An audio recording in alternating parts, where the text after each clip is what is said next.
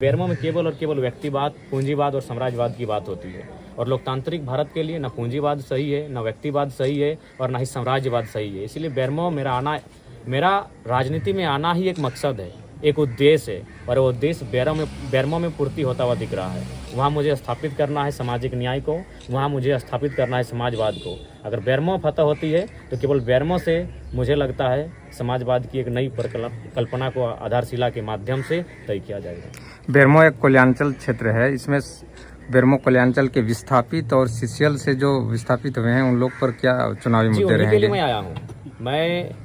मेरी लड़ाई विस्थापितों के लिए है। उत्पीड़न का शिकार जो लोग हुए हैं, आज भी अन्याय, दमन और दोहन का जो लोग दंश झेल रहे हैं, मैं उन्हीं की आवाज़ बनकर आया हूँ। नहीं तो एक साधारण सा लड़का, 29 साल का लड़का राजनीति में इतनी बड़ी इमेज नहीं बनाता इतने कम समय में। तो मैं उन्हीं की आवाज़ बन के आया हूँ, जो आवाज़ आज इन कोयला के खदानों में 70 साल 80 साल पहले दफन की जा चुकी है। 50 साल पहले, 40 साल पहले जिस आवाज़ को दफन किया जा चुका है, उस आवाज़ को उजागर करने के लिए मैं आया हूँ। क्योंकि बेरमो में दो दिग्गज हैं, एक तो जयमंगल सिंह है, उनके पिताजी भी दिग्गज नेता रहे हैं, और रविंद्र पांडे भी रहे। दोनों के बीच आप कहाँ पाते हैं अपने आप को? दोनों ही साम्राज्यवाद के प्रतीक हैं। और मैं आज बेरमो की जनता को स्पष्ट कहूंगा, यदि आपने सच में, आपके पूर्वजों ने झारखंड राज्य लिया है और आप गर्व करते हैं अपने झारखंडी के इतिहास पे, तो आप जयराम महतो को वोट दीजिए या ना दीजिए, नोटा को दे दीजिए, लेकिन अनूप सिंह और रविंद्र पांडे बिल्कुल नहीं फिट बैठते हैं, क्योंकि उन्हीं के विचार के खिलाफ हमने झारखंड राज्य लिया था। और आज उन्हीं को अगर हम लोग अपने सत्ता की चाबी देंगे तो झारखंडी होने का और ना होने का कोई अर्थ ही नहीं निकलता है। क्योंकि आप दो विधानसभा से लड़ रहे हैं, डुमरी और बेरमो से भी, तो अगर दोनों जगह से आप जीतते हैं तो किस विधानसभा को प्राथमिकता देते हैं? संगठन तय करेगी, हमारे संगठन के भविष्य को आधार को मानकर तय करेगी।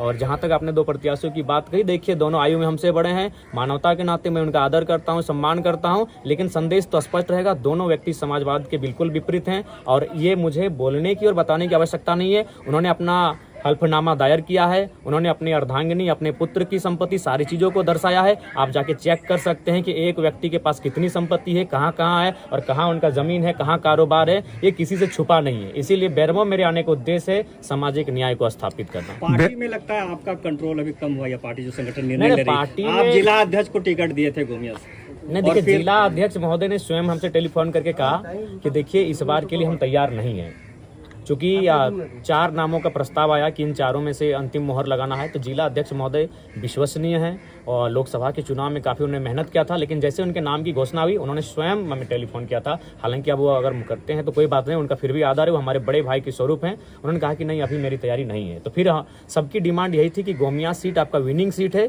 इस सीट पर किसी ऐसे प्रत्याशी को लाइए जो झारखंड के चर्चित चेहरा हो।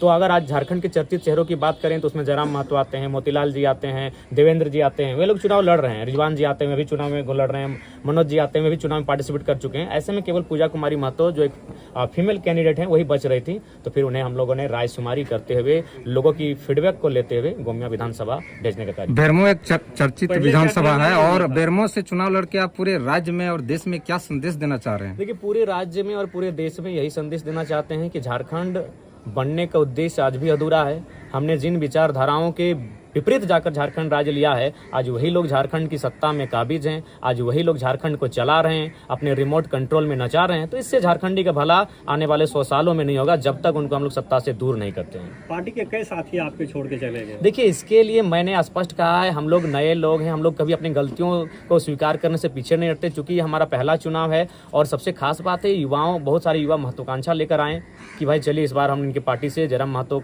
की पार्टी से चुनाव लड़ेंगे। तो हम लोगों ने एक आवेदन की प्रक्रिया को पालन किया था, जिसमें 20-25 लोगों ने आवेदन दिया, जिस कारण से जब उनका आवेदन पड़ा तो उन्होंने अपना एक ग्रुप बना लिया, फिर उन्होंने बार्गेनिंग का कार्य किया। तो ऐसे हुआ है, लेकिन मुझे पूर्ण विश्वास है अपनी जनता पर, जिस जनता ने मुझे लोकसभा के चुनाव में बिना सिंबल के 8.5 लाख वोट दिया था, जो कि भारत और झारखंड की हिस्ट्री में पहली बार ऐसा हुआ है। उस जनता से मुझे आज भी विश्वास है, बल्कि विधानसभा के चुनाव में इससे बेहतर और हमें आशीर्वाद। जयराम दा, आपका अपना विधानसभा टुंडी विधानसभा क्षेत्र है, उस विधानसभा क्षेत्र को आप छोड़े क्यों? देखिए, सबसे पहला बात, मैं जब लोकसभा का चुनाव लड़ रहा था तो मेरा डिमांड धनबाद लोकसभा लड़ने का था, लेकिन मैंने कहा कि नहीं, मैं पहला चुनाव अपने घर से लड़ूंगा, गिरिडीह मेरा लोकसभा है। तो पहला चुनाव मैं अपने घर से लड़ चुका हूं। अब मैं पार्टी का केंद्र अध्यक्ष हूं, मेरे लिए कोई बैरियर नहीं है, मेरे लिए कोई बाध्यता नहीं है।